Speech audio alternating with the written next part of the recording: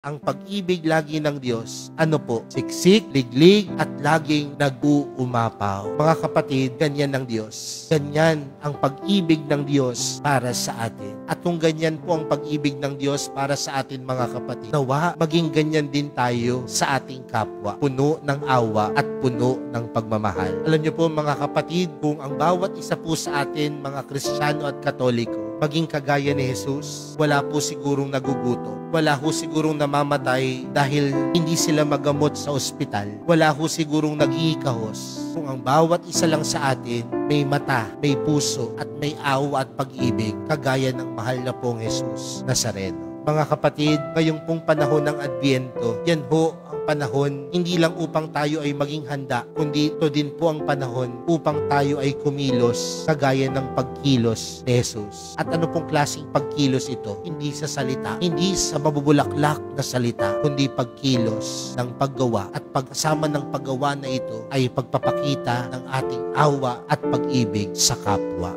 Amen.